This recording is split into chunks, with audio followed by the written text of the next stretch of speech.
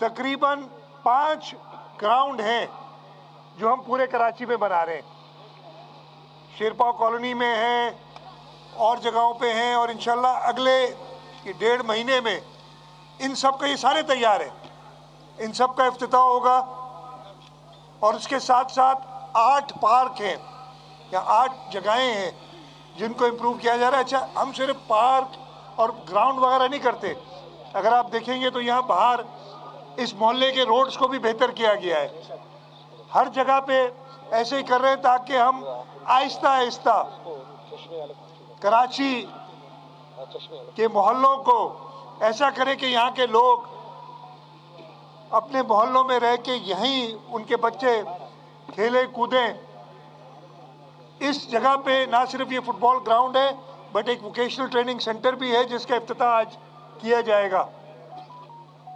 तो मैं इब्राहिम हैदरी के सारे लोगों को मुबारकबाद देता हूँ। पाकिस्तान पीपल्स पार्टी के जियालों को मुबारकबाद देता हूँ।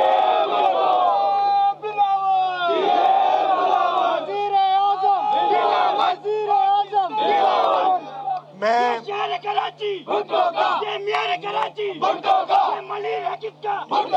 भी ठीक किया। मैंने यहाँ सिर्फ हम ये ग्राउंड ना सिर्फ ग्राउंड बताते हैं लेकिन आसपास में जैसे रोड हैं, उनके नाले वगैरह हैं, ड्रेन्स हैं, उनकी भी एक मोहल्ले को बेहतर करने का एक जो प्रोग्राम है, इसमें मैं ख़ास तौर पे वर्ल्ड बैंक का शुक्रगुजार हूँ कि ये पूरा प्रोजेक्ट आज से कोई 2-2.5 साल पहले हमने वर्ल्ड बैंक के साथ मिलकर कंसीव किया था, इसका सोचा था, और उसका समर आप देख रहे हैं कि कराची के मोहल्ले निखर आए हैं। और इंशाल्लाह ताला अब ये तो पहला एक प्रोजेक्ट था ना, इसमें हम कामयाब हुए।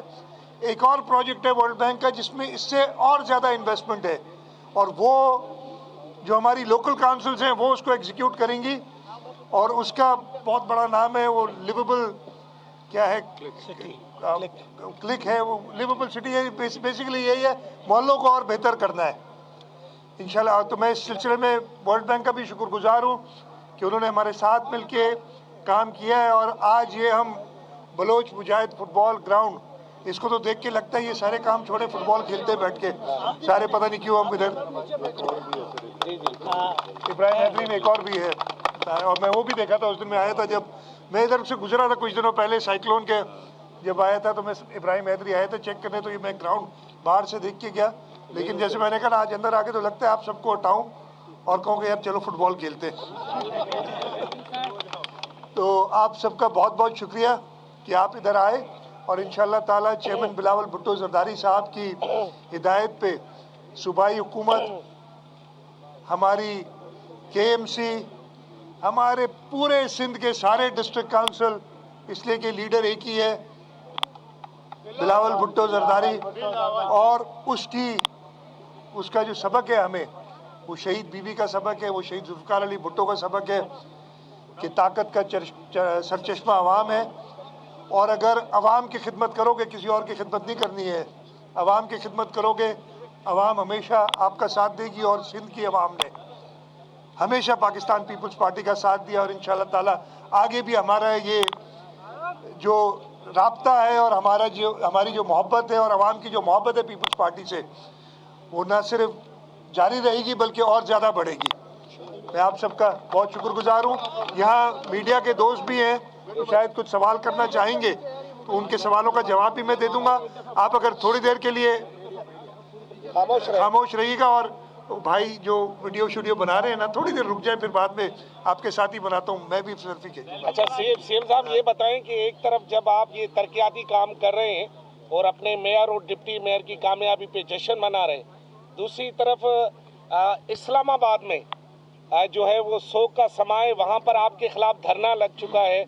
जमात इस्लामी ने आपकी इस फतह पर धरना दे दिया है, और वो कह रहे हैं कि आपने जाली तरीके से मेयर और डिप्टी मेयर को कामयाब करवाया। अच्छा, अपने को इस पर इतनी बहस हो चुकी है, मैं दोबारा और क्या बहस करूं।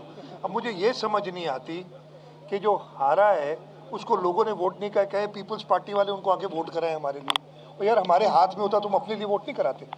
मतलब एक सीधी सी बात है, अगर हमारे हाथ में होता तो हम उन्हें अपने लिए वोट कराते। वो खुद देना नहीं चाह रहे थे, ना हमें वोट देना चाह रहे थे। वो उनके बयानात मौजूद हैं, ना वो इमरान खान की शक्ल देखना चाहते हैं।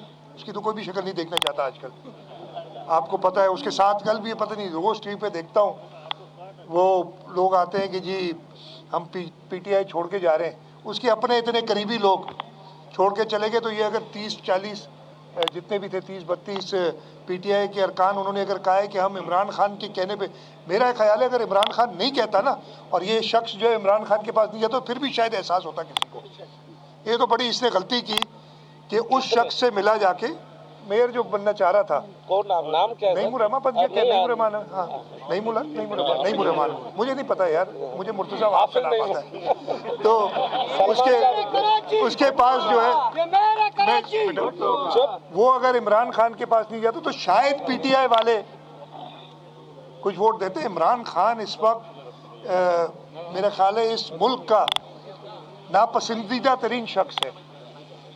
जो शख्स जो उस दिन हुआ था 9 मई को, भाई आप लोगों ने तो हमारे शहर के अंदर भी, इस कराची में इमरान खान के कहने पे वोट देंगे, जिस इमरान खान ने हमारी जो है पीपल्स बस सर्विस को आग लगाई, जिस इमरान खान ने हमारे बाउजर्स को आके आग लगाई, उधर से देता रहा हिदायत, उसके लोग देते रहे उसके कहने पे, और जिसने शहर में कोशिश की कि वही माहौल हो जो एक शहर ने देखा है बदतरीन माहौल, तो उसके कहने पे तो कोई वोट नहीं देगा। वैसे खड़ा होता तो शायद 2-4 वोट उनमें से मिल जाते।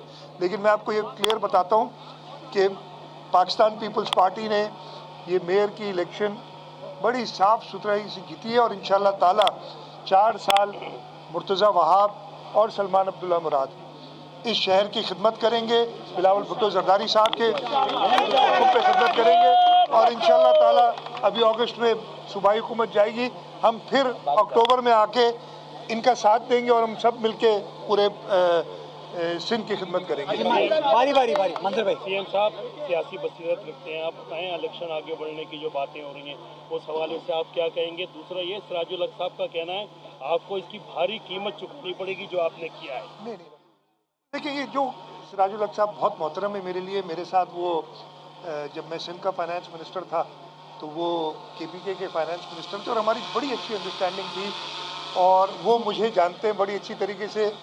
मेरा जो काम करने का तरीका है उसको भी जानते हैं।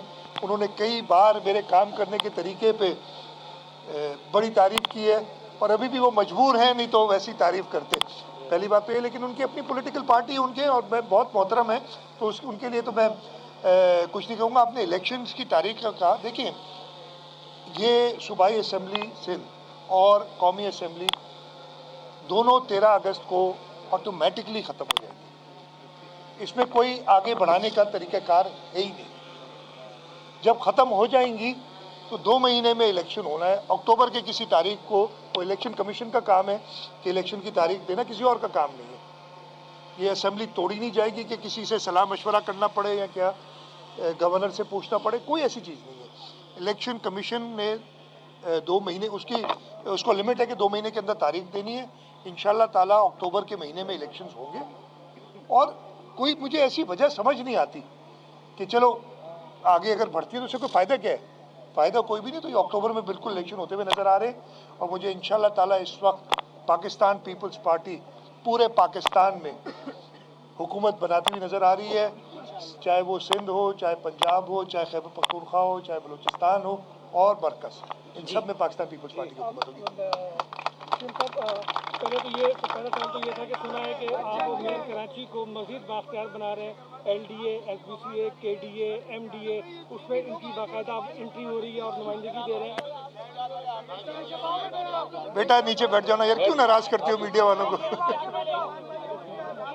यार आप लोगों ने भी तो इतने कैमरे लगाए हुए, आप थोड़ी करीब चले जी, सवाल कर लें। मेयर कराची को बाकायदा, बेटा तुम लोग पीछे हो जाओ। हाँ मेयर कराची को बाकायदा बाख्तियार मजीद बना रहे हैं और उनको मजीद। अच्छा, मैं आपको बताऊं, मैं जवाब, आपका सवाल समझ गया, मैं जवाब देता हूँ। मेयर कराची पहले भी बाख्तियार था।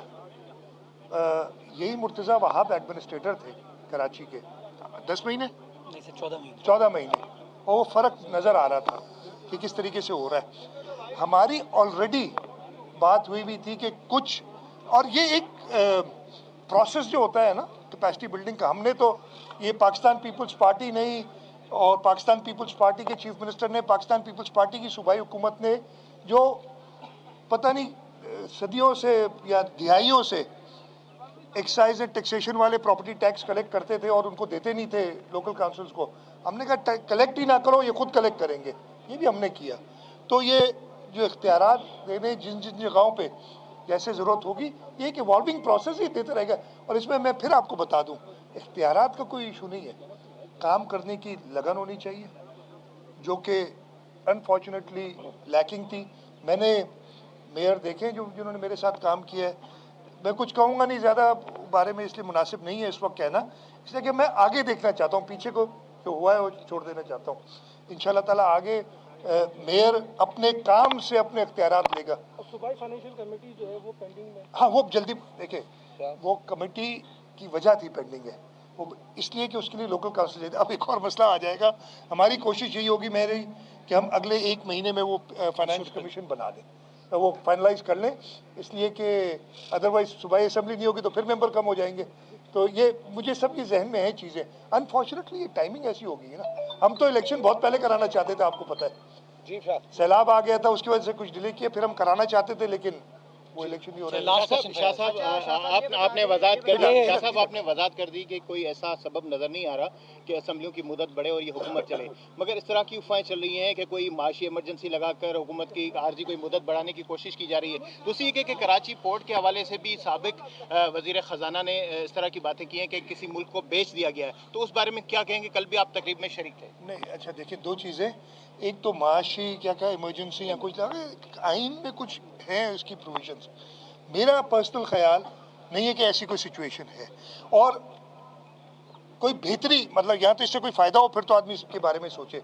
मेरा ये ख्याल है कि डेमोक्रेटिक प्रोसेस जारी रखना वो सबसे ज़्यादा अशद ज़रूरत है, और इंशाल्लाह ताला वैसे ही होगा।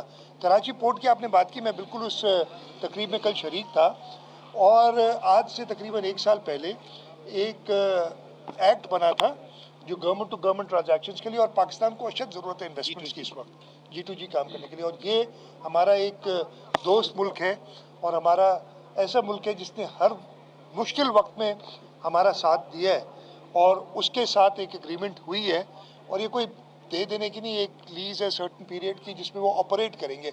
और जहाँ तक मुझे पता है, मैंने डिटेल नहीं देखी इसलिए कि मैं इन्वॉल्व नहीं था उसमें, लेकिन जहाँ तक मुझे पता है उसके अंदर बड़ी वाज़ेह क्लॉजेस हैं कि खुदा ना खास्ता कोई ऐसी ज़रूरत पड़ी तो उसको वापस लिया जा सकता है।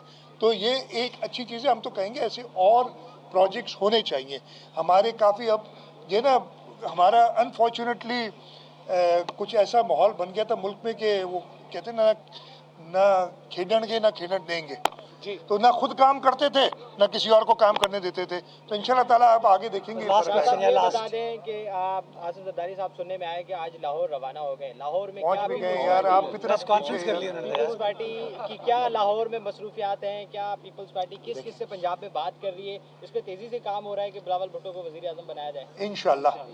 अच्छा देखिए, सबसे पहले तो ये कि मैं ऑब्वियसली सदर जरदारी साहब का जो स्केड्यूल है वो उन्होंने मुझे बताया नहीं होगा, लेकिन सदर जरदारी साहब पहले भी उनका आँखों का ऑपरेशन तो उसके लिए कुछ दिनों के लिए दुबई गए थे, लेकिन उससे पहले भी वो लाहौर थे, अभी वो लाहौर गए, और उन्होंने यही हमें कहा है कि वो इलेक्शन कैंपेन में ज़्यादा फोकस पंजाब पे करेंगे।